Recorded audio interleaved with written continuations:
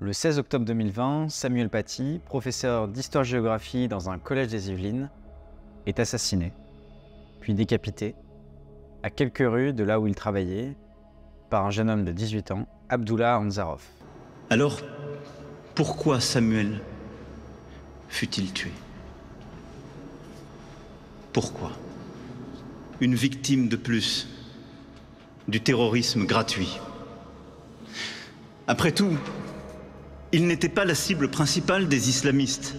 Il ne faisait qu'enseigner. Si ce crime repousse les frontières de la cruauté, il interroge aussi et surtout sur le modèle républicain de l'école, la laïcité ou encore la liberté d'expression. Parce que le drame survient 10 jours après que Samuel Paty ait fait un cours sur la liberté d'expression, en prenant comme exemple les caricatures de Charlie Hebdo et en les montrant à ses élèves. Très récemment, et au terme de 2 années et demie de travail, le parquet national antiterroriste publie son réquisitoire définitif, laissant se dessiner la question suivante: l'assassinat de Samuel Paty aurait-il pu être évité? Stéphane Simon, qui est notre invité aujourd'hui, revient dans son dernier livre, Les derniers jours de Samuel Paty, enquête sur une tragédie qui aurait dû être évitée, tire les mêmes conclusions. Dysfonctionnement de l'éducation nationale, erreur et tentative de réparation de la part de l'État. Il pointe les failles à l'origine de ce drame et interroge plus globalement la transformation du métier de professeur et l'importance du journalisme d'investigation. Si cette vidéo vous plaît, n'hésitez pas à laisser un j'aime, à mettre un commentaire et à vous abonner, c'est super important pour nous soutenir. Bonne vidéo. Vous dites, j'ai cru à une banale affaire jusqu'à ce que l'on parle des Allah Akbar qu'aurait hurlé l'assaillant et de décapitation. Pourquoi ça a changé votre vision des choses dès que vous avez entendu ça? Parce que, si vous voulez, ça rentrait d'un seul coup, ce qui aurait pu être un fait divers, rentrait dans ce que l'on appelle un combat. Il y a aujourd'hui des atteintes à la laïcité en France qu'on ne peut pas ignorer. Je vais citer l'Autonome de solidarité laïque, et l'ASL, qui est une vieille association laïque qui existe depuis 100 ans, qui a fait un sondage récemment auprès de 29 000 professeurs. 53% d'entre eux disent que la laïcité est menacée à l'intérieur de l'école. Ça veut dire qu'aujourd'hui, les valeurs républicaines enseignées à l'école ne sont plus exactement celles que nous, notre génération, je suis un peu plus vieux que vous, a connues, évidemment, mais encore moins celles que nos grands-parents ont connues. Et évidemment, ça change la donne. C'est-à-dire que les professeurs aujourd'hui, à cause de l'affaire Samuel Paty, sont régulièrement menacés et craignent aussi. On ne leur donne plus les conditions, je dirais, d'enseigner en toute tranquillité, en toute quiétude morale, physique et même financière, puisqu'on sait bien que malheureusement les profs sont extrêmement mal. La condition de professeur a beaucoup régressé depuis une quarantaine d'années. Tout ça pour vous dire que l'affaire Paty est une affaire qui est très intéressante parce qu'elle renseigne sur tous les maux dont souffre la France, on pourrait dire aujourd'hui. C'est-à-dire qu'il y a des affaires d'atteinte à la laïcité, il y a l'islam politique qui cible l'école, il y a des collègues qui ne sont pas à la hauteur de ce qu'on pourrait espérer d'eux, pas tous, je ne les généralise pas, il y en a qui se sont très bien comportés pendant cette affaire, mais il y en a qui se sont très mal comportés aussi. Et puis il y a une institution, que ce soit l'éducation nationale ou que ce soit le ministère de l'Intérieur, qui n'a pas su être à la hauteur des enjeux, qui n'a pas su anticiper la menace que courait Samuel Paty. Samuel Paty, on le sait, c'est un engrenage qui fait que entre le jour où il donne son cours et le jour où son assassinat va avoir lieu, il s'écoule 11 jours. C'est sur ces 11 jours qu'on revient à travers ces 250 pages pour vraiment expliquer la logique, l'engrenage terrible et le fil des responsabilités de chacun.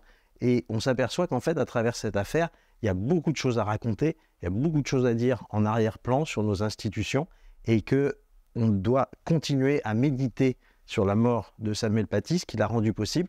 Et il ne faut surtout pas qu'aujourd'hui, on puisse entendre encore des gamins dire à leur professeur « je vais te faire une Samuel Paty ». Parce que là, on aura perdu 2 fois. On aura perdu un professeur de qualité, c'est aussi l'occasion de lui rendre cette justice. Et puis, on aura perdu aussi sur le plan je dirais, des enseignements. Si simplement ça devient une menace supplémentaire pour les professeurs, faire une Samuel Paty, c'est vraiment qu'on aura eu 2 défaites importantes. Et au fil de cette douzaine de jours qui précèdent son assassinat, comment est-ce qu'on en vient à ce qu'un enseignant se fasse presque décapiter en raison de sa profession. Qu'est-ce qui s'est passé là derrière? Qu'est-ce qui s'est passé? Il s'est joué plusieurs choses. D'abord, il faut rappeler que l'histoire part d'un mensonge, d'une petite fille que l'on a rebaptisée Zora dans le livre. Ce n'est pas son vrai prénom, mais bon, elle est mineure encore aujourd'hui. Elle est mise en examen d'ailleurs pour dénonciation calomnieuse. Elle devra répondre de son mensonge devant la justice en 2024. Mais tout part de là. Ça part de là. Il y a un professeur qui fait son travail, je dirais presque comme tous les jours. C'est un professeur à qui on n'a rien à reprocher, qui est bien noté par l'institution. C'est un professeur de qualité. Il fait un cours sur l'éducation civique et morale, qui est un cours qu'on lui demande de faire. Comme tous les professeurs d'histoire géo, c'est eux qui ont en charge de faire ces cours. Donc, il doit faire un cours sur les valeurs de la République et sur la liberté d'expression. Son cours s'appelle « Situation, dilemme, être ou ne pas être Charlie ». Et comme c'est un professeur de qualité, il rend vivant son enseignement. Donc il écrit sur le tableau noir « Je suis Charlie parce que je suis attaché à la liberté d'expression. Je ne suis pas Charlie parce que je considère que c'est insultant, par exemple, pour les religions. » Donc c'est un professeur qui fait un cours équilibré. Il fait un cours où il montre les arguments des uns, des autres, un cours didactique. Et puis, ce professeur, il a aussi l'idée de montrer les caricatures de Charlie Hebdo. Mais il n'a pas d'initiative malheureuse, il puise dans le matériel pédagogique que l'Éducation nationale lui fournit. L'Éducation nationale, à travers le réseau Canopé, fournit les caricatures de Charlie qui peuvent être montrées aux élèves. C'est ce qu'il fait, il ne fait rien de plus que ça. Simplement, il y a une élève à problème qui ne vient pas à son cours et qui va, alors qu'elle est virée pour tout à fait d'autres choses, c'est une élève à problème, comme je le disais, qui a déjà en 1 mois 11 inscriptions sur son cahier de correspondance, des heures de cours séchées. Elle se bat à la cantine avec des aliments, elle refuse de porter le masque sur son nez, etc., alors qu'on est en pleine crise sanitaire. Et tout ça fait qu'elle est sanctionnée par la principale de l'école, mais au lieu de dire ça à ses parents, puisque pour ses parents, il n'y a rien en apparence, les pages même de cahier de correspondance manquent. Et bien au lieu de dire ça, elle va dire « J'ai été virée parce que M. Paty a voulu montrer les caricatures de Charlie Hebdo. Il a demandé aux élèves musulmans de sortir et j'ai refusé de sortir. » Tout ça est un mensonge totalement inventé qui va faire que le père et quelques islamistes de ses connaissances va débouler à l'école, va commencer à faire une agitation digitale, des vidéos extrêmement accusatoires contre Samuel Paty. Il va y en avoir une, il va y en avoir une deuxième, une troisième, et ils vont commencer à donner le nom de ce professeur d'histoire géo qui a fait ce cours soi-disant menaçant pour les élèves, etc. Il va donc être l'objet d'une espèce de fatwa numérique, on va dire, et Samuel Paty va se rendre compte qu'il est profondément menacé. Le collège est également menacé. La principale va s'agiter pour que les informations remontent au ministère, notamment de l'Éducation nationale. Simplement, les procédures sont lourdes et pas toujours suivies des faits. Et puis, les policiers du ministère donc de l'Intérieur, notamment les policiers du renseignement, ne vont pas croire véritablement à cette menace. Est-ce que c'est parce qu'ils travaillent trop? Est-ce que c'est parce qu'on leur dit bon, pas de vagues, laissons filer, de toute façon les vacances arrivent dans quelques jours, tout ça va être... Ça, on n'est pas en mesure d'avoir encore toutes les lumières sur ce sujet-là. Il faudra que la lumière soit faite. Le procès le fera. Pas seulement, il y a aussi une autre plainte qui a été déposée par maître Virginie Leroy, qui travaille pour la famille Paty, qui défend les intérêts de la famille Paty, qui a été déposée pour omission de porter secours. Cette deuxième enquête, elle est ouverte, elle avance. Il faudra qu'elle apporte aussi des lumières là-dessus. Mais en fait, ce qu'on peut d'ores et déjà dire, c'est que le renseignement français n'a pas été à la hauteur, pour 2 raisons. La première, c'est que le tueur, qui, je le rappelle, n'a rien à voir avec la commune de Conflans-Sainte-Honorine. Il va venir d'Évreux. Il va aller chercher des armes à Rouen. Et il va venir en Blablacar à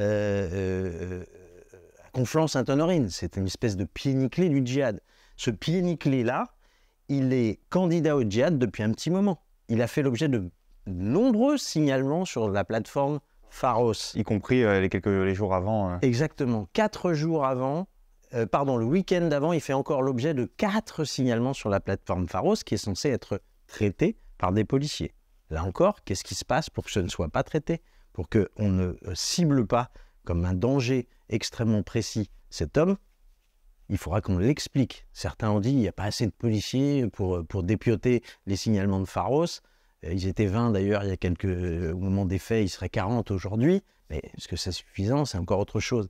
Mais il y a aussi un autre élément de mauvaise appréciation, c'est que normalement les policiers, quand un enseignant est clairement désigné comme n'importe quel citoyen, d'ailleurs c'est pas parce que c'est un enseignant, mais quand quelqu'un est ciblé, quand les menaces se font de plus en plus précises et qu'en plus elles sont de plus en plus importantes, il faut se souvenir que ces vidéos, elles sont partagées, qu'à partir du moment où elles sont relayées par la mosquée de Pantin, elles sont accessibles à des centaines de milliers de vues, ces vidéos qui désignent Samuel Paty à la vindicte, eh bien, normalement, les policiers sont censés, ces agents du renseignement, sont censés faire ce qu'on appelle une mesure d'éloignement, c'est-à-dire c'est rien du tout.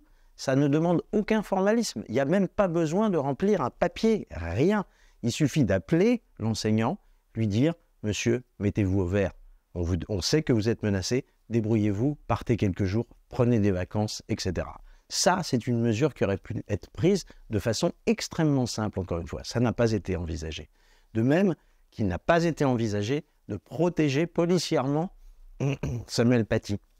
Ça aussi, c'est possible. De même qu'on peut s'interroger sur la demande de la principale. Elle voit que les islamistes menacent de débouler et de s'installer, à manifester. Ils menacent de convoquer les journalistes. Il faut aussi s'interroger sur notre métier de journaliste qui, aussi, on doit se dire, on ne doit pas se faire manipuler non plus par n'importe qui, n'importe comment. Il suffisait de voir d'ailleurs que cette gamine avait menti. La principale, elle le découvre que le jeudi, c'est-à-dire 3 ou 4 jours après le début des événements. Mais quand même, on se rend compte que là, il y a une menace sérieuse et il aurait fallu avoir aussi une protection pour le collège.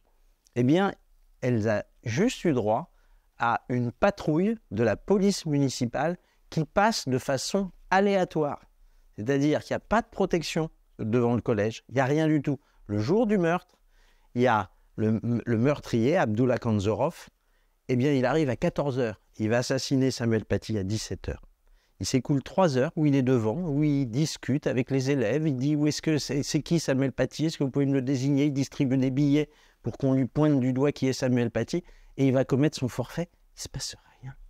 Rien de rien. C'est sur toutes ces zones d'ombre que se penche le livre, et c'est un livre qui est extrêmement documenté. C'est une enquête qui nous a pris du temps, c'est une enquête qui s'appuie sur des documents, c'est-à-dire qu'on a eu accès à peu près tout ce que compte la procédure, on a regardé ce qui a été, et on produit aussi les échanges de mails entre Samuel Paty, la principale, le référent laïcité, etc. On voit tout ce qui se passe. En fait, c'est le panoramique de cette affaire qu'il fallait absolument faire parce qu'on est maintenant presque 3 ans après les faits. Ce sera le 3e anniversaire de sa mort le 16 octobre prochain.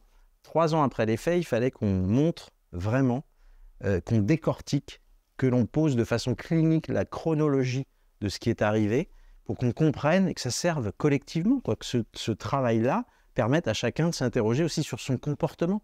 Peut-être que les professeurs feront preuve de davantage de solidarité avec Samuel Paty, et encore une fois, certains en ont fait, mais d'autres n'ont pas eu véritablement ce qu'on peut espérer d'être un comportement à la hauteur, comme on dit.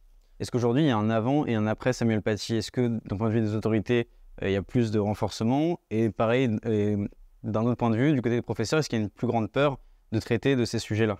C'est tout le problème. C'est que malheureusement, les choses ne se sont pas améliorées, arrangées avec le temps.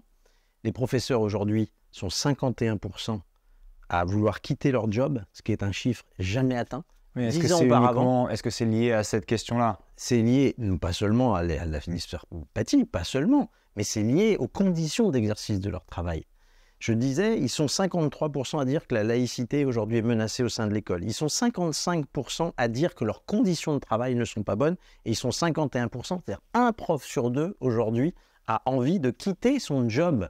C'est hallucinant quand on y réfléchit. Il n'y a pas beaucoup de métiers où on a des chiffres aussi vraiment problématiques, quoi, qui nécessiteraient qu'on réagisse, qu'on fasse des états généraux de l'éducation nationale. pour essayer d'apporter un peu de réconfort, un peu de confort, un peu de sécurité pour tous ces professeurs. Et non seulement donc les professeurs se sentent toujours menacés, mais en plus, je dirais que sur le plan de la protection, rien ne s'est véritablement amélioré. Non, on est passé à autre chose. Voilà, comme souvent, un fait divers a lieu, on l'oublie parce qu'il y en a un autre qui arrive, on met un peu la poussière sous le tapis, et puis voilà, on passe à autre chose, et les leçons collectives ne sont pas tirées. Mais je ne désespère pas qu'avec ce livre et surtout le procès qui arrive en 2024, la deuxième enquête qui concerne précisément les erreurs, les omissions, les errements de l'État, on puisse tirer des leçons collectives. Et puis, peut-être qu'il y aura des initiatives à l'issue de ce livre, j'en entends parler en ce moment et ça me fait plaisir, qui permettront quand même de faire avancer. Samuel Paty disait une chose qui était hors contexte, hein. Il disait « J'espère que ma mort serve un jour à quelque chose ». C'est incroyable d'ailleurs qu'il parle de sa mort. Il était jeune, il avait 47 ans. Mais il avait cette envie de servir son pays, cette envie que sa vie serve à quelque chose. Eh bien, si simplement ça pouvait être le cas, ce serait certainement le meilleur hommage qu'on pourrait lui faire. Il y a un moment dans un chapitre du livre qui est consacré à la différence de traitement supposé entre les parents d'élèves musulmans et la manière dont ils estiment qu'ils auraient été traités s'ils avaient été juifs. Vous dites, entre juifs ou musulmans, on aurait été traités différemment. Est-ce qu'aujourd'hui en France, c'est quelque chose que vous estimez plausible, pas dans ce cas-là, mais qu'on puisse avoir ce sentiment en tant que personne musulmane, qu'on serait traité différemment? Alors en l'occurrence, voilà, c'est juste il y a une attente de 10 minutes. Donc voilà, mais je vais rappeler, avant de répondre précisément à votre question, je vais rappeler ce qui s'est passé. Le père de famille, donc, qui s'appelle Brahim Chnina, qui est donc en train de servir sa fille de façon aveuglément, sans même s'imaginer qu'il puisse avoir tort. Quand la prof principale lui dira « Monsieur Chnina, je vous propose de rencontrer Samuel Paty », il dira « Je ne veux pas rencontrer ce voyou, il est hors de question que je rencontre ce voyou. » Bon, on est dans une forme quand même, je dirais, d'entêtement qui laisse songeur. D'ailleurs, à l'heure qu'il est, il est toujours en prison et il n'a toujours pas changé de version des faits. Il pense que sa fille a toujours raison. C'est-à-dire que contre l'évidence, il est toujours dans la même irrationalité. Sa fille a reconnu qu'elle avait menti Sa fille a reconnu qu'elle avait pris des libertés par rapport à la réalité et surtout qu'elle n'était pas là au moment des cours.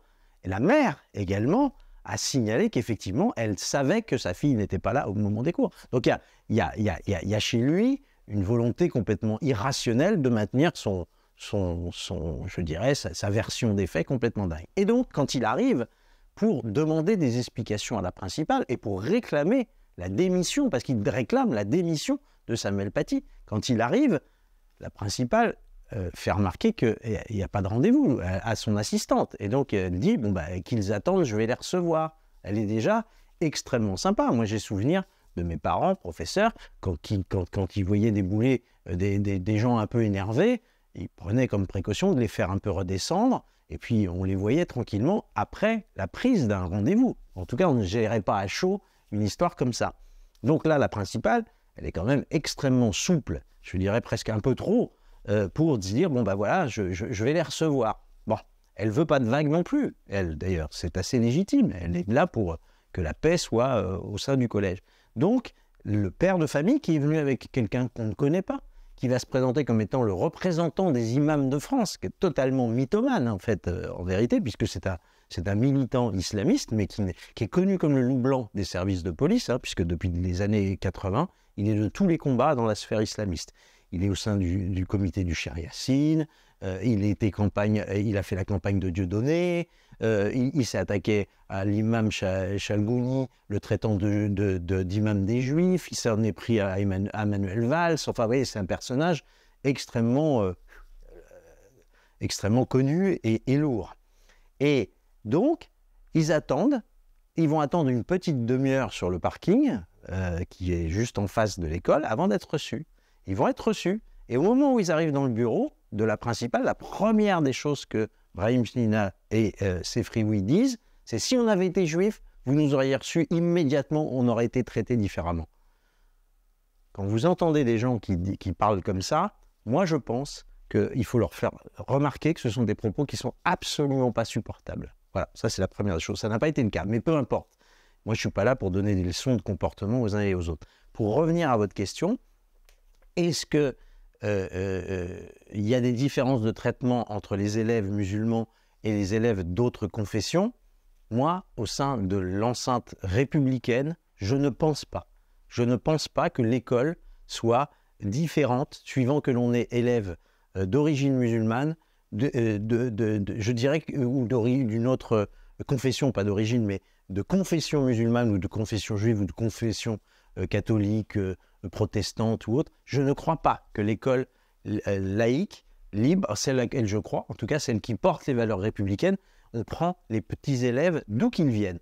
Et ce qui fait la différence, c'est leur assiduité au cours et leur application à travailler bien, voilà, sans qu'on se victimise et sans que les uns ou les autres disent « c'est parce que je suis ça que j'ai eu une punition, que j'ai eu une mauvaise note, etc. etc. » Ça, je pense que ce sont des mauvaises habitudes de se victimiser. La société aujourd'hui, elle est très victimaire. Tout le monde veut être la victime de quelque chose, d'un racisme systémique, de ceci, de cela.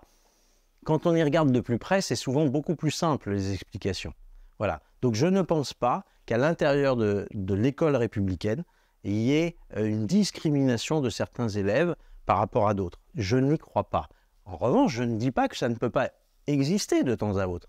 Il peut y avoir des discriminations exercées. Il y a un professeur qui déconne, qui a fait une boulette, et qu'il en soit sanctionné, c'est parfaitement normal. Il peut y avoir aussi d'autres cas de dysfonctionnement. Mais ce n'est pas, je dirais, un dysfonctionnement systémique, c'est un dysfonctionnement qui est tout à fait localisable, localisé, et qui doit être traité comme n'importe quelle faute professionnelle. Mais vis-à-vis d'ailleurs de ces récriminations, pour poursuivre sur le sujet des parents d'élèves qui parfois s'emportent vis-à-vis des professeurs ou de l'administration scolaire, au-delà du raisonnable, vous disiez dans une précédente interview que de votre souvenir, le respect vis-à-vis des instituteurs était, disons, un petit peu abîmé, en tout cas par rapport à ce que vous aviez pu connaître de votre père ou de vos... Mes grands-parents m'ont beaucoup parlé de ce qu'était leur quotidien. Ils étaient instituteurs, ils sont arrivés en 1930 en Vendée, faire la classe à des petits enfants qui ne parlaient pas le français, qui parlaient le maraîchin, le bocain, donc des formes de patois, qui ne connaissaient rien à la République et qui ne l'aimaient pas beaucoup. Qui avaient souvenir des colonnes Turreau, de tout ça, des massacres qu'il y a eu en Vendée. Moi, mes grands-parents, comme mon arrière-grand-père, étaient des hussards noirs de la République, donc chargés de porter les valeurs de la République, eh bien, ils étaient quand même auréolés d'un certain prestige. On les écoutait, on les remerciait. Moi, j'ai souvenir que mon grand-père, à la fin, quand il était retraité, il y avait des marins, des commerçants qui étaient leurs élèves, leurs anciens élèves, donc qui leur avaient permis d'accéder à savoir lire, écrire, compter. Eh bien, on leur donnait des... Je me souviens ils passaient à la maison, ces personnes, et ils donnaient des petits cadeaux à mon grand-père, une caisse de poissons qui avait été pêchée, etc.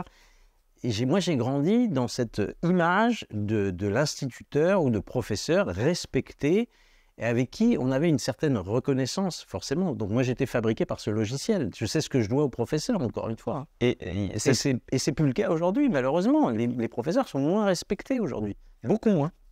Est-ce que vous estimez que c'est parce qu'on a aboli la hiérarchie entre, pour citer Michel Onfray, avec lequel vous travaillez souvent sur Front Populaire, et que j'ai lu là-dessus dans Bécadent, dans Sagesse, la relation entre le maître et l'élève. Le maître, c'est celui qui maîtrise, et l'élève, c'est quelqu'un qu'on élève. Est-ce qu'on estime aujourd'hui qu'il n'y a plus de distinction parce qu'on abolit ce que l'expérience, l'âge et potentiellement la culture font oui, c'est ce qu'on appelle comme différence entre des individus? On pense que tout le monde est égal et donc que la vie de chacun a même valeur? C'est ce qu'on appelle le pédagogisme, ce qui a fait beaucoup de mal à l'école, c'est vrai. Ce pédagogisme qui considère que tout se vaut et que le professeur doit être au même niveau que les élèves.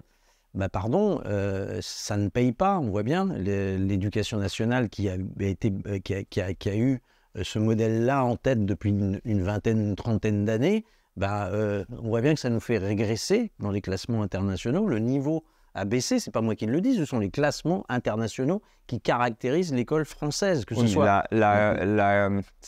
Il n'y a pas forcément une causalité entre le pédagogisme et ça, je crois que ça fait partie du problème. Mais entre constater du coup un problème et y attribuer une cause, il n'y a pas forcément de causalité à une corrélation. Il y a des expériences qui ont été tentées, par exemple sur l'apprentissage de l'écriture et de la lecture. Il y a ce qu'on appelle l'école syllabique et puis l'école globale. L'école globale qui était portée par une forme de pédagogisme, et c'est vautré. On sait qu'aujourd'hui, il n'y a pas mieux que ce qu'on enseignait il y a 50 ans, qui était la méthode syllabique, où on vous apprend que le C et O, ça fait co. Et voilà, qu'on apprend progressivement les choses comme ça. Mais ces expériences de pédagogisme, elles ont beaucoup abîmé l'école. Parce que quand vous arrivez au collège, mais que vous ne maîtrisez même pas encore, je dirais, l'expression, c'est-à-dire la capacité à écrire et à parler convenablement, que vous ne maîtrisez pas les règles de calcul élémentaires, vous n'allez pas faire un bon collège. Je suis désolé, si les enseignements de base ne sont pas faits dans les petites classes, forcément que les plus grosses classes, elles souffrent. De même que le renoncement en histoire, géographie à la chronologie progressive, au détriment d'une école plus thématique, plus thématisée, c'est très difficile. C'est très difficile de thématiser dans la petite tête d'un collégien quand on n'a pas encore appris ce que c'est que la chronologie. La chronologie, ça fabrique une civilisation, ça fabrique des gens qui sont structurés d'une manière cohérente parce qu'il y a des causalités. Est-ce que la rigueur justement qu'il y avait dans la pédagogie d'il y a, on va dire, 50 ans, est-ce que c'est pas celle-là aussi qui a, on va dire, empêché certains élèves d'accéder à l'enseignement supérieur après, et parce qu'ils étaient en échec scolaire, et donc de favoriser un certain élitisme. Qu'est-ce que ça veut dire, accéder? D'abord, est-ce que la vie doit faire que tout le monde accède à des enseignements supérieurs? La vie, c'est aussi reconnaître, la crise Covid nous l'a montré, qu'il y a des métiers essentiels. Et ces métiers essentiels, il n'y a pas à les dévaloriser. Moi, ce que je regrette beaucoup, c'est que il y a eu des ministres de l'éducation nationale dont je me souviens quand j'étais jeune, ils voulaient porter toute une classe d'âge au niveau du bac. Très bien, mais si c'est pour baisser le niveau du bac, c'est pas bien. C'est pas satisfaisant. Arriver, mettre les moyens humains, professoraux en face pour qu'il y ait un meilleur accompagnement des élèves, c'est bien. Mais si c'est pour baisser le niveau, c'est pas bien. Et si c'est pour nous expliquer que faut absolument faire des études supérieures pour que tout le monde aille sur les bancs de la fac de sociaux, c'est pas terrible non plus, parce que ça fabrique, on le sait, des gens qui ne trouvent pas de boulot derrière, alors que vous avez toutes les peines du monde, en revanche, à trouver, comme dit Woody Allen, à trouver un plombier. Il y a des métiers de l'artisanat, des métiers de la main, qui n'ont pas été valorisés pendant des années, et c'est dommage. Oui, mais on se retrouve facilement aussi avec des élèves qui n'ont pas des bonnes notes, parce qu'ils ne rentrent pas dans la case du système tel qu'on le conçoit, et se retrouvent à faire des métiers dits manuels, alors qu'ils se seraient peut-être épanouis dans des métiers plus intellectuels, juste ils ne sont pas conformés à la manière dont l'éducation est faite. Mais il n'y a pas de système parfait. Non, je sais, mais il y a des systèmes plus imparfaits que d'autres. Voilà, c'est ça auquel je crois. Je ne pense pas qu'il y ait de système parfait. J'ai fait l'expérience il y a peu de temps, pas très loin de vos studios, il se trouve qu'il y a une librairie qui vend le baccalauréat de 1870, le baccalauréat de 1923, etc., mais aussi le certificat d'études. Eh bien, vous seriez absolument surpris de constater que le certificat d'études de l'époque est d'un niveau... qui correspond au niveau CM2 aujourd'hui. C'est brevet ou c'est CM2? Attention, mais CM2. Oui, mais celui de l'époque, il correspond largement au niveau du bac aujourd'hui, je vous assure. C'est spectaculaire, les questions qui sont posées et la difficulté à y répondre. Je vous invite à faire l'expérience. Et là, si vous voulez, c'est ce qu'on appelle des choses factuelles. On peut les mettre sous les yeux.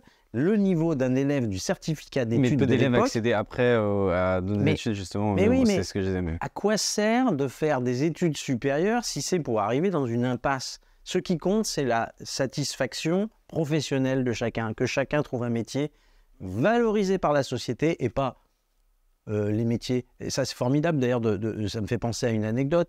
Et regardez ce qu'a fait la télévision avec Top Chef et autres. C'est la valorisation des métiers de la cuisine, etc. Mais ça, c'est formidable. Ça vaut bien mieux que de dire on va envoyer tous les gens faire des études supérieures pour finir encore une fois. Et je n'ai rien contre la sociologie ni la psychologie, mais je pense que ces métiers de la boulangerie, de la cuisine, sont des métiers formidables et qui permettent beaucoup d'épanouissement aussi. Et il n'y a aucune raison de les dénigrer. Je suis d'accord avec vous sur ce sujet et je pense qu'en tant que société, c'est important. Néanmoins, l'une des critiques qu'on adresse souvent à cette expression de pensée-là, c'est que c'est toujours les mêmes personnes qui finissent dans ces métiers, c'est-à-dire des classes populaires, et je m'inclus dedans, les personnes qui valorisent dans le discours des métiers manuels ne souhaitent pas pour leurs enfants qu'elles en fassent nécessairement et c'est pas en vrai tout cas ce que vous font un dites. parcours C'est pas vrai ce que vous dites. intellectuel. Et je me critique avec ça aussi, mais Oui, de mais manière moi, générale, il y a souvent moi, je la m'inscris bourgeoisie qui totalement. va... Moi, je m'inscris totalement en faux par rapport à ça. On a parlé pendant longtemps de l'ascenseur social. C'était l'école qui permettait l'ascenseur social. Moi, d'ailleurs, je suis d'une famille, avant d'être professeur, qui était tailleur de pierre. Vous voyez ? Donc, à un moment, c'est l'école qui a permis à ce que, hop, on monte d'un cran. Donc, l'école qui a permis l'ascenseur social, il faut plutôt s'interroger sur ce qu'elle est devenue. Parce qu'aujourd'hui, elle n'est plus une école qui fait de l'ascenseur social. Est-ce que vous trouvez logique que le ministre actuel de l'Éducation nationale préfère placer ses enfants dans une école privée plutôt que de les placer dans une école publique? C'est ça la situation qui est devenue absurde. Aujourd'hui, les possédants, ceux qui ont les moyens, préfèrent mettre leurs enfants dans le privé plutôt que de les mettre dans le public. C'est ça la réalité factuelle. Et ça, je dois dire que c'est une réalité triste pour l'école républicaine que je défends. Suite à l'assassinat de Samuel Paty, il y a eu la mise en place d'un fonds qui s'appelle le fonds Marianne. Ouais. Est-ce que ça a été quelque chose de nécessaire et de suffisant Alors moi, je connais mal l'histoire. Je veux pas quand je connais mal les choses, j'aime pas tellement m'exprimer dessus. Ce que je constate, c'est que dans l'émotion, comme souvent, on fait des choses qui partent d'un bon sentiment. On nous explique qu'on va mettre de l'argent sur la table pour essayer d'éviter les complots numériques, pour éviter les djihad numériques, pour éviter tous ces problèmes. Et puis, bon, manifestement, ça n'a pas été géré de façon très, très assidue, très, très claire. Je ne m'exprimerai pas sur le fond des responsabilités, je ne le connais pas, mais j'ai l'impression que cet argent n'a pas servi à grand-chose pour l'instant. Pour moi, ce qui caractérise cela, c'est que même la famille Paty s'est offusquée de lire les informations qu'elle a lues. Encore une fois, on crache à la mémoire de Samuel Paty quand on dit que de l'argent qui devait servir à la lutte contre le djihad numérique, à la lutte contre le complotisme, qui sont tout ça des bonnes choses sur le papier, finalement ça finit dans la poche de gens qui l'utilisent dans d'autres directions. Eh ben là, on peut se dire que quelque chose de cassé a eu lieu, de quelque chose d'anormal. Mais maintenant, il va y avoir une enquête parlementaire, si j'ai bien compris, il va y avoir une enquête un peu plus précise. On verra bien ce qui s'est passé dans cette histoire. Et alors vous qui avez justement l'intention de produire des enquêtes, vous comptez faire autrement chez Factuel?